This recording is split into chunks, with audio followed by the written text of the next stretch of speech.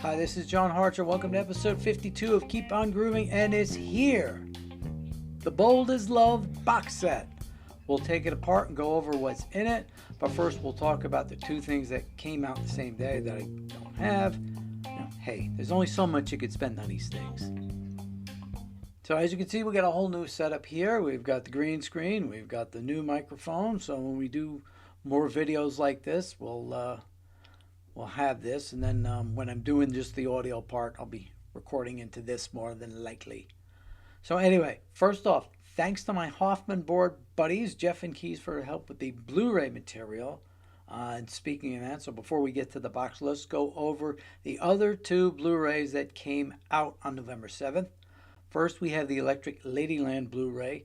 Now, this was not the same one included on the Electric Ladyland 50th anniversary box set. This does have the stereo mix included, likely the same one, but instead of the 5.1, it has the Atmos mix, which has been on these streaming services for quite a while. You know, since I have a limited setup, I usually just hear the down mixes to stereo. I found the Atmos ones do make a better transfer to stereo than the 5.1, but that may just be my experience. I still notice some of the things in the surround speakers sound distant, you know. The mix has gotten so-so reviews. You know, take a listen on YouTube or one of the other streamers if you have a proper setup, and test it out and see if you want to spend the money on the physical version. The same goes for the LA Forum April 26, 1969 Blu-ray. It's the same thing. You have the original stereo mix as released on the CD, plus the Atmos mix, which has been streaming for a few years. Since it's a live show, you're just looking for the music to be clear. The only things you'd expect to be coming from above or below is crowd noise and echo. But in any case, I'd rather have them available for physical purchase than not. It's just up to each consumer to decide if they want to buy it. For right now, with my lack of sophisticated setup, I'm good with what's over on YouTube for now. So with all that out of the way, let's take a look at the box itself. So I have it right here. Oh, now this microphone's getting in the way. But anyway, so we have the box here. Now, bumping things now. So all right, so now you slide it and you have your slipcase. You put that on the side. Now I'm making noise with the microphone. So now the box itself opens like this. Oh, let's slide this out. There we go. Okay, so we have first off, we have the Jimmy picture that he drew as a kid on there. Then the box itself opens like, the book slides out. So we'll go over that in a minute. And then you open it up this way, and you have this one set here and one set here. Now, where's the Blu-ray, you say? It's buried in here. This.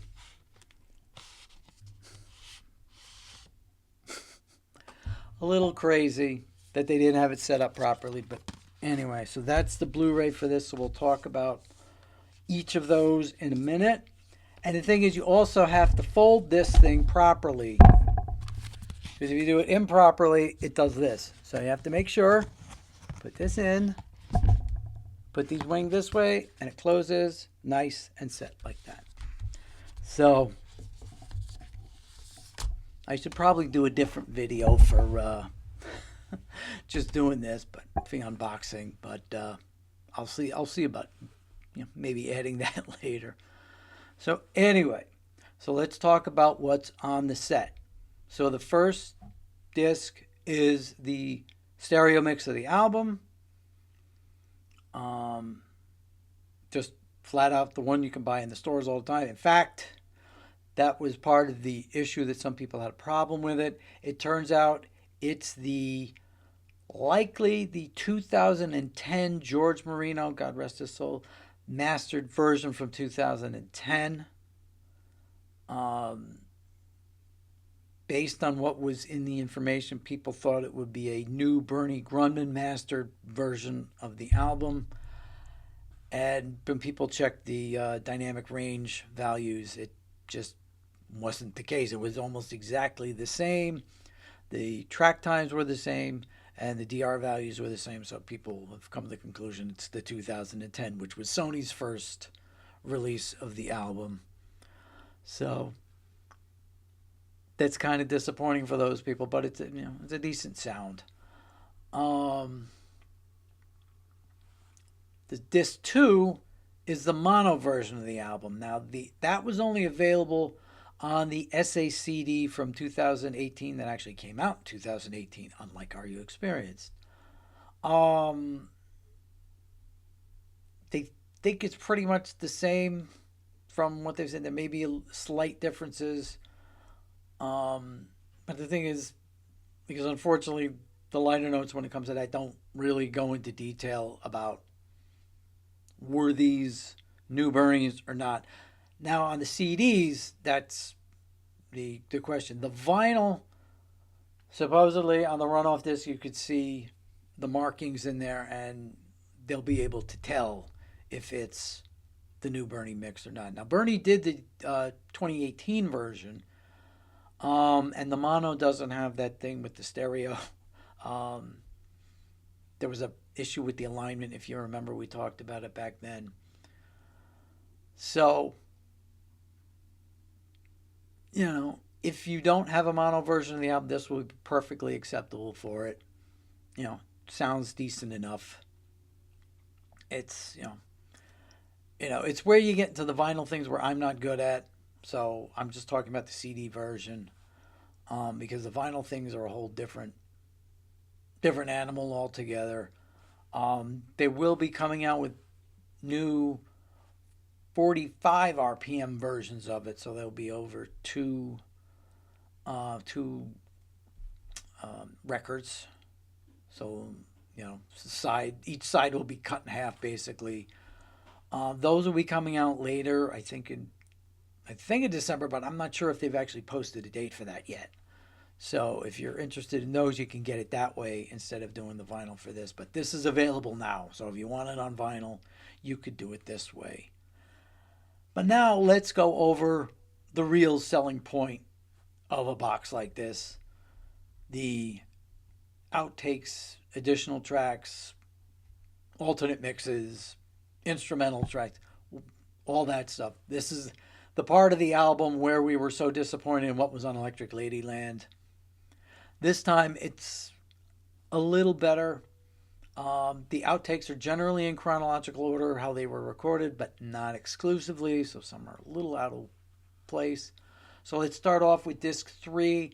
We have Mr. Bad Luck from May 5th. This is take 6. Compared to the previously released version, they said this has an alternate vocal. All it is it's Jimmy's vocal from the one we've been hearing since the Live and Unreleased / Live Lines era.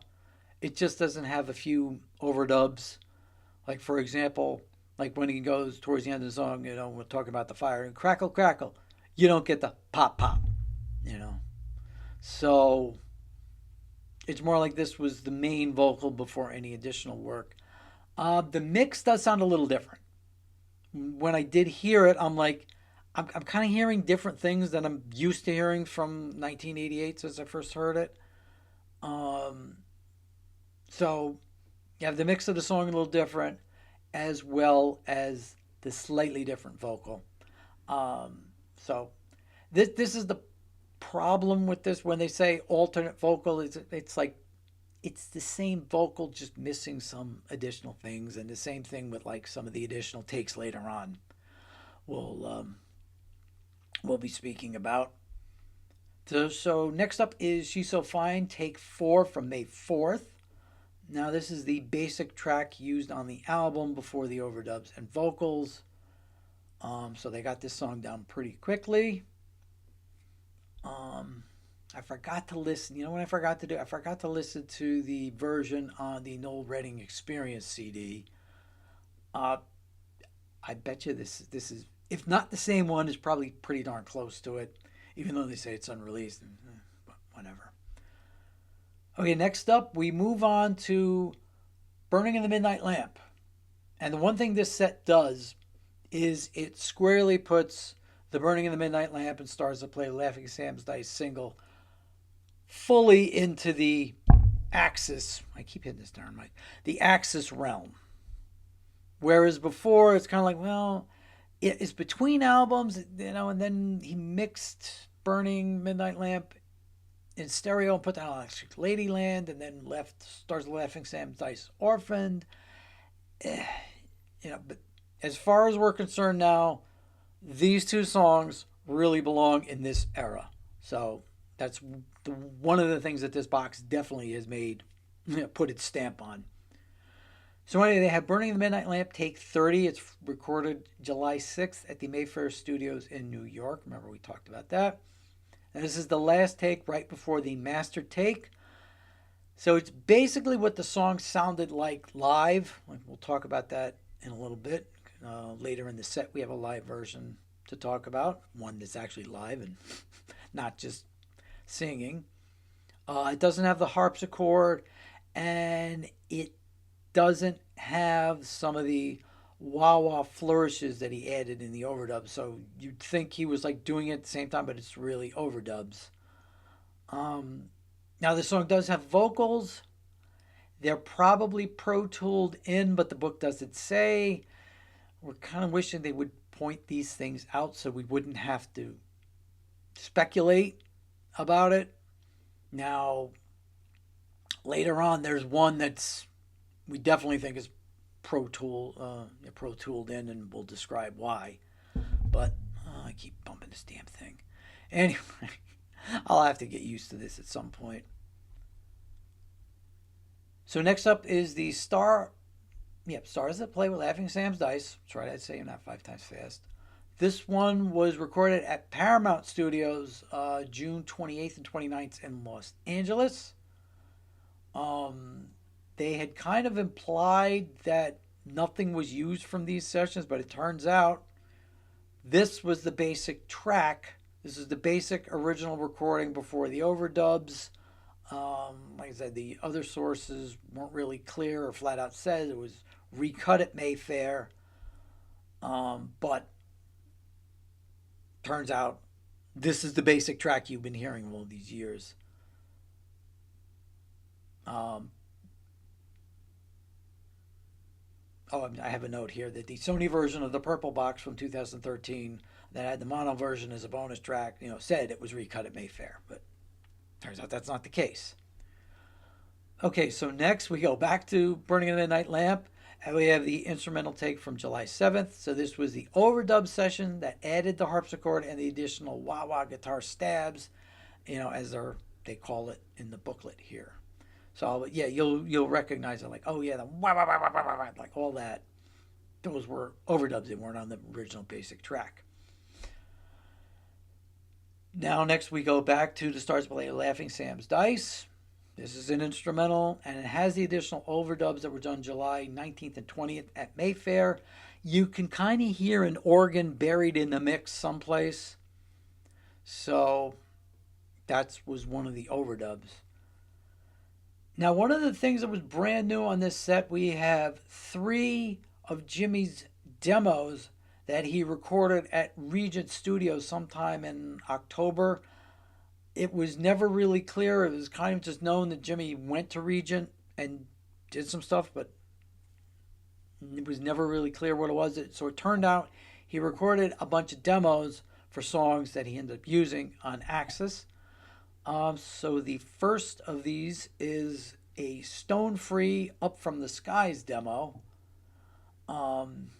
It also turns out that these were likely the tapes that Mike Jeffries' secretary Trixie, aka Patricia Sullivan, put up for auction a few years back, and everybody was speculating, did Experience Hendrix buy these? At the very least, they were able to get a hold of them. So anyway, so this has the opening part of Stone Free, like first half of the verse, and then it moves into Up From the Skies, and this might have been the thing that gave Jimmy the idea to start off the album with the harmonics for the opening of Stone Free, and then that idea morphed into EXP. Then next up we have Up From the Skies, Take 2. It's from October 29th, so all the way that long. Now the weird thing is it says Take 2, but the booklet says that this is Take 1. This Take 2 ended up being the master that was used on the album. This is basically that, but just a little different. You can hear little differences here and there. Next up is the demo for Ain't No Telling. To be honest, this was practically ready to go just as it is. There were just a few hiccups in there. Honestly, it's almost better than the full studio version. So it's like they really nailed it right from the get-go. And it's still less than 2 minutes. So it was meant to be a short song from the start. Then next we have a studio take of Ain't No Telling from October 26th. We have Take 12. Take 15 ended up being the one that he used on the album, but as you can hear, they pretty much had it down. It was just a matter of just what did they feel comfortable with. Then next up is the demo for Little Miss Lover, which we've actually been hearing for years if you've had bootlegs or if you are one of the lucky people who had the Univive's Calling Long Distance bonus CD from way back in the day. I remember I read this in the back of Electric Gypsy. Caesar pointed out that there's a version with Jimmy doing a wolf whistle at the beginning, and it was taken from an acetate. So a lot of times you've been hearing it, you've heard the crackles all in it. There was one version I heard a few years back that didn't have the crackles, so likely they got it from this tape because there's no crackles here. This is straight from the tape. So this is the best you're ever going to hear this. Okay, so next up we have One Rainy Wish. They have Take 1 on October 1st, so first on the 1st. So they did 9 takes that day. Then they moved on and did 15 more the next day before they finally got the master take, which then they put the overdubs on. So, you could hear the song in development. Again, a lot of these they had, down from the start. They just needed to perfect it until they felt comfortable. And this is a perfect example. The next one, You Got Me Floating. They include Take 1 from October 3rd. Now, it's mentioned in a lot of books that the band didn't like this song. They just kind of did it and kind of got out of the way, and then they added on the additional vocals. So, to make it at least different or interesting to themselves so they could pay attention to it. But they really nailed it from the first take. The only thing is we have this first take, but then we have Jimmy's vocals and then the backing vocals from like Graham Nash and Roy Wood. What are they doing on a take 1? Especially on a 4-track when, you had to do the bounce downs to add on the additional vocals later. Can you say Pro Tools? Please, just say it in the book so we don't have to speculate. Okay, next up we have the Untitled Guitar Experiment from October 4th. This is Jimmy playing around with an Echoplex to try to get the sound of those late 50s players. The book specifically mentioned Scotty Moore and Carl Perkins. They would use those type of things on those, late 50s records there. They wouldn't use much of that kind of sound on this record at all, but Electric Ladyland, they did, work with it more than once. I think more on And the Gods Made Love, like things like that. So let me just scroll down a little bit more. Okay, now we got Bold as Love, Take 19 from October 5th. Now, as we know on the album, the first part is 2.5, 2:45, and then they do the drum part, and then for the last minute and change, it's the sped up song.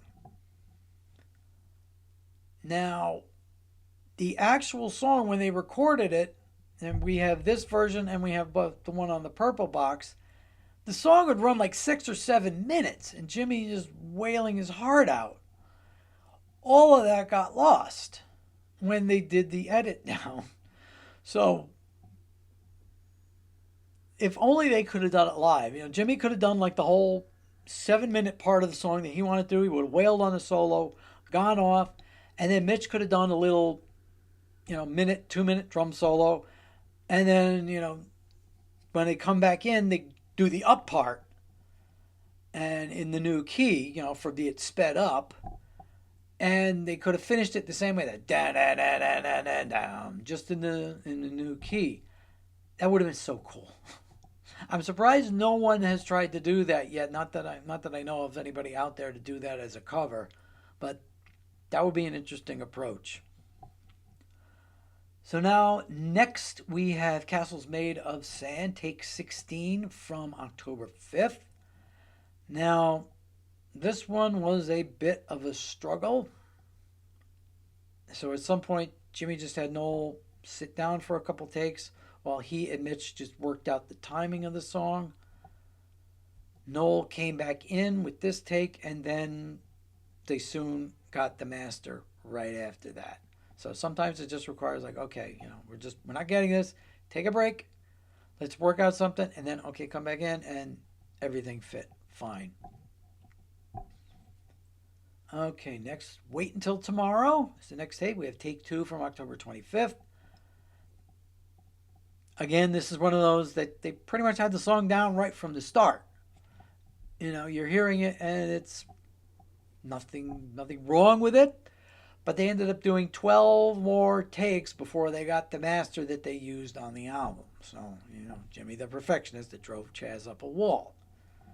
All right, let me scroll down a little bit more. Okay, now Spanish Castle Magic, take 2 from October 28th, another take 2. Now, the book didn't specify which one they ended up using as the master, but they did describe the 4-track breakdown of this one. There were drums on 2 tracks, and then bass and guitar on 1 each. So they did that together, and then when they mixed it down, then they could add in the piano and vocals and all the other stuff later. Okay, next up we have another take 2. Take 2 of Little Wing from October 25th. Now this one is more along the lines of the live versions he played in late 68. Now Royal Albert Hall in 69. It's a little bit harder, a little bit fiercer. Eddie Kramer said that once he got this version out of his system, he could play it with a much lighter touch later on, like what ended up on the album. So this 4-track recording is different from Spanish Castle Magic. This one has the guitar on 2 tracks and then bass and drums on the other 2. So Jimmy really wanted to get the guitar sound good on this. So next was an untitled instrumental number 1, a 3rd take from October 4th. They didn't specifically develop this one any further, but it does sound like what they worked into, Wait Until Tomorrow. It kind of sounds like that. So this was on October 4th, and Wait Until Tomorrow was like October 25th or something. So maybe you could see the evolution of that song in this. Then at the end of the disc, we have the original mono versions of Burning of the Midnight Lamp and Stars That Play with Laughing Sam's Dice. The mono for Burning of the Midnight Lamp sounds very nice, sounds very clear, very punchy. You could see, though, why Jimmy wanted to play around with it, turn it into stereo later on. Laughing Sam's Dice, though, the mono just sounds muddy.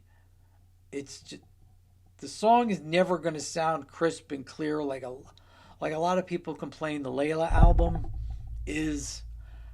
It kind of sounds like it has a film over it, that no matter what, it's just not going to sound like bright and punchy. It's just the way it was recorded, and it's not going to get fixed. So this is kind of keep bumping this. This is what's going to happen no matter what's with this song. So that's why it was good to hear him do the stereo version and open it up a little bit. So now we move on to disc 4. And the first is Little Miss Lover. We have an alternate version from the overdub session on October 31st, right as they were finishing up the album. This is an actual alternate vocal take over the normal basic track that we know. It's also mixed slightly different, and it highlights certain sections, a little bit more than others. But let's say this song is just as funky as anything from the early 70s bands would do, like Funkadelic and, anything that the JBs were doing. It was just, you could almost say funk almost started here, But, don't want to get into an argument about that. Next up, Spanish Castle Magic, take 4 from October 28th. Had the basics down at this point, so the take is solid, but it took him 10 more to get it right. Jimmy the Perfectionist. It's like, this sounded fine. I mean, if you listen to it, you'd be like, use that. There's nothing wrong with it, but that's the way it was. Again, Wait Until Tomorrow from October 25th. This is the final master for that in the 4-track form before it was dumped down to 2 tracks so they could open it up for more overdubs later. So they definitely have a bunch of these laying around. Like, I know they had on the last, I think it was West Coast Seattle Boy, they have Fire, and I think they have Purple Haze in that form before the mix down, or maybe that was on the Purple Box. But they have a bunch of these pre-mixed down versions. It would be great if they had all of them, but we'll take what we can get. Now for Castles Made of Sand, we have the overdub session where Jimmy was doing the backwards guitar, and you can hear him do it as he's going through the song. You can tell where they're mixing it. Now, it would have been cool to play the song backwards, and we could hear what Jimmy was playing on the guitar forward, but instead we get this. I'd have to maybe pop it into Final Cut, play it backwards, and hear what it sounds like. I did that with Are You Experienced, and it's like, yeah, you really need to hear that. It's some amazing work that Jimmy does that you just don't realize it because it's backwards. Next up is One Rainy Wish. They have an alternate version. It's basically the same as the Lifelines version, that alternate mix. It's where it starts off like the album, but it actually goes all the way to the fade out with a like that. But it's definitely a different vocal performance, and the way he pronounces certain words and everything. So if you have Lifelines, you would need this one to go along with it if you want to compare vocal tracks. Now we have Untitled Instrumental number 2 from October 4th. This one, it actually kind of starts off like a Who song. You think it's like Pete Townsend playing the guitar, and then it moves into quite funkier territory that I don't think the Who ever got into. So that's that. So those are the outtakes. And then the rest of the CD has previously released material in one form or another. First we get Burning the Midnight Lamp, which were recorded for the D-Time show on August 22nd, 1967. This is from the Sony edition of the Jimi Hendrix Experience box set, the purple box.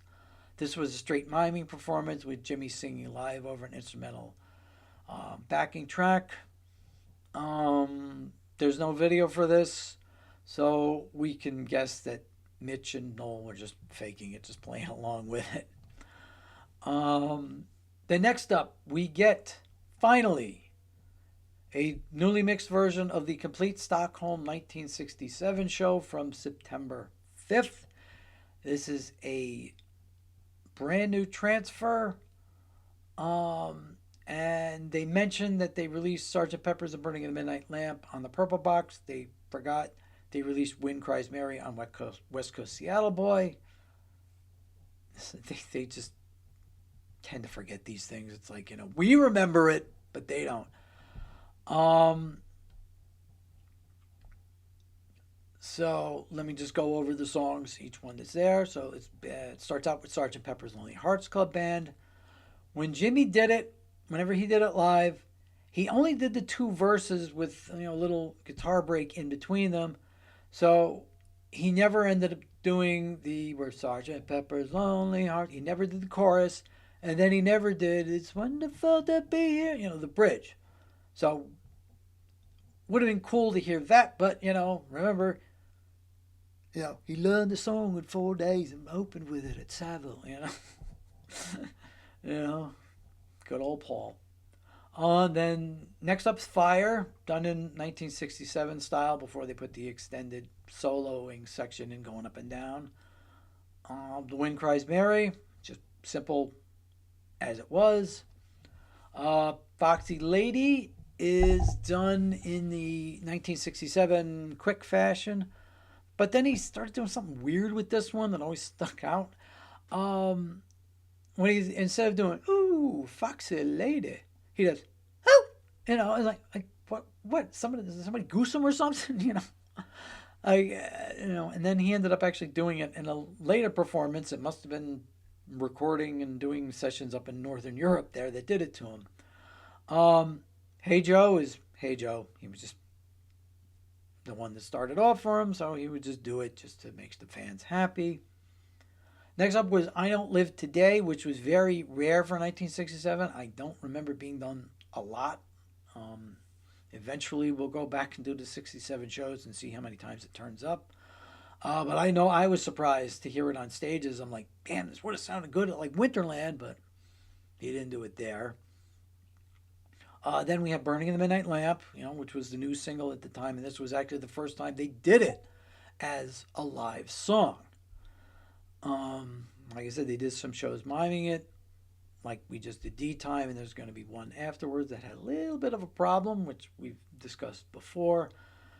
And then Purple Haze ended, it started off with the, kind of noise opening, and then they go into it, and it's done. Now, there has been some discussions about the tape. It doesn't appear it's from the lowest generation possible. There's a collector's tape that appears to have come from the original mono tape that was dumped off like right after it was recorded. It's like, we don't have that original first tape, but we do have this dump off because this version is kind of fake stereo. I mean, it's not blatantly fake stereo, but it almost sounds a little mono, but you could tell that there's some separation in there, and it's done because they faked the stereo. Now, that version is out there. I'll just leave it that way. But this does sound better than the Stages version. It's over 30 years later. You'd hope it would sound better. So, then they go back to another version of Burning in the Midnight Lamp, the one from Top of the Pops on August 24th. And this was on the Sony version of the Blues album. This is the one that had, they introduce the song and then they start playing the Alan Price sets, House that Jack Built. And Jimmy goes, I don't think I know the words to this one. And then they have to fix it and go back to it. Then the album ends with 2 of the 3 tracks from the show in the Netherlands, Hepla, which was done on November 10th, 1967. For some reason, they do the last song first, which was Purple Haze. And again, with the not the the whammy bar intro, and then into Purple Haze. And then the last song of the disc is Foxy Lady, which they did as a B-side to, I think, Lover Man from Both Sides of the Sky. Now, the show also did Catfish Blues, and this was the one that was on the Blues album. So the order should actually be Foxy Lady, Catfish Blues, and Purple Haze. So you can add it back in for yourself. And, make your own version of Hepla there. All right, hang on, I just had to adjust something. Okay, now, what else is out there that if you want to make a playlist of this, that you can add? So first, from the Purple Box, Taking Care of No Business. Obviously, they must have only done one take of that because we don't have anything else. So that was from May 4th. They also have the Burning of the Midnight Lamp demo from May 9th, where Jimmy did it on the harpsichord. There's no other version of if six was nine. So there's no other overdub sessions or anything like that. So all we have is the mono 6-minute take that people speculate was from Noel's falling apart spool reel there. So that's on the purple box. Then Little Wing Take 1 from October 25th. That's one of the harder versions that Jimmy had to get out of his system. Now, I remember in the book they mentioned October 14th when they started work on Little Wing, but that must have been the demos for Angel. I remember there was one version they said Little Wing, and you listen to it, and I was like, that's not Little Wing, that's Angel. So that must have been the first of those. And then they also had an actual alternate mix of Little Miss Lover. The vocals were the same, but it had a different phase effect on them. So that you can add on. And then, as I mentioned, Bold as Love Take 21 from October 5th, which was a little longer than the version on the box set. Then from West Coast Seattle Boy, you had the original Mr. Bad Luck from May 5th that was on Lifelines and Live and Unreleased. And Cat Talking to Me. There's another thing that they must not have done alternate takes on, because we only have the one take from June 5th. And then the other thing that they did was they, of course, mixed the overdubs in 1987. And then they have a version of Castles Made of Sand that was done without Noel. So I think that version is probably, I think they may have mixed it up. That version is probably take 14, and the one we have on this box is probably take 16. And then I have in my notes the Noel Redding Experience with She's So Fine. But that's probably the same one we have on here. Now, as far as what's on the Blu-ray, you have the stereo mix of the album, the mono mix of the album, and you have the Atmos mix. Now, the Atmos mix was another one of those. It's like you're listening, and some of the stuff like sounds a little, damn Mike, it sounds a little distant, you know. Like you're trying to, you know, you're hearing it like, and it should be on the microphone, the speakers that are up here, and you know, it's okay when it mixes down, but you know, when you're hearing it and the sound is like trying to get somewhere that it can't get to because you don't have the speakers, it's a little off-putting. But it's not a bad mix. Plus, there was also something that we discovered in Bold as Love. The second half of the song, the first verse is the same vocal take. The second verse is a completely different vocal take from there until the end of the song. It may have appeared on some of the bootlegs that way, because I remember a couple times that I did hear, it was like, you know, instead of, my yellow in this case is not so mellow, you know, the way that he says that on the Atmos version is different from the one on the album. So there is that as an alternate for you to listen to.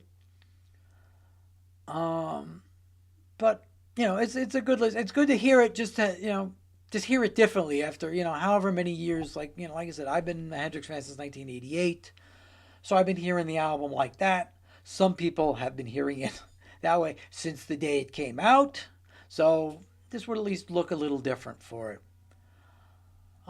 So a couple final thoughts. We're now an Amazon affiliate, so I put links to the box set. I did all three, the CD version, the vinyl version, and the MP3 version. If you just want to go without the physical media version, you can do it that way. And then I put for the Electric Ladyland and LA Forum Blu-rays as well. So if you order them through the link on the YouTube video, for those watching on YouTube, we'll get credit for it. And it'll help us get back to doing other things, because as I just said, I've been pretty busy this past year. That's why I haven't been able to concentrate on this, unfortunately. But I knew with the box coming out, I had to do it. The one other thing that I thought of, speaking of the Atmos mixes, is right now we have an orphan song yet again. There's no Atmos mix of The Stars That Play with Laughing Sam's Dice because we have the stereo version from Electric Ladyland, so for Burning a Midnight Lamp. Now, this would have been a place to do that, but they obviously didn't. They obviously just did the album as it was. So where would we end up putting an Atmos mix of The Stars That Laughing Sam's Dice? Would they do an Atmos mix for South Saturn Delta? Because that's where it's available now. I don't see that. It might. What would probably be even cooler would be doing Atmos mixes for War Heroes and Loose Ends, and Cry of Love and Rainbow Bridge for that matter, but they already have First Rays out there, so they probably figure they've done that. So right now, if we were to do a version, Atmos version of Stars Laughing Sam's Dice, I would say that the best option would be South Saturn Delta. So we can hope that they'll do that. So anyway, that's kind of wrapping this up for the holiday season. Definitely wanted to get this done for Jimmy's birthday so we can get it up. So for Thanksgiving, you could listen to it and think about it. And for those of you watching on YouTube, you could see me fumble around trying to move around the microphone now. But hopefully I described it well for everybody just listening to the podcast at home. So now, next month, like I said, I'm not going to put up the holiday special again. You can go find it for yourself. There's plenty of versions out there. But what I'll do is, fingers crossed, I'm going to talk about what some other bands were doing in 1965, 60 years ago, and how those bands influenced Jimmy to a certain extent. Two of them in particular, Jimmy would do those songs, and and they both happen to come from, actually three of them, two from one band and one from an artist, as you could say. So he did actual covers of them directly. So what I'm thinking of doing is I'll just tease it right now. Bob Dylan, the Beatles. Give me a guess, this is right in front of the video. Rolling Stones, The Who, and the Yardbirds.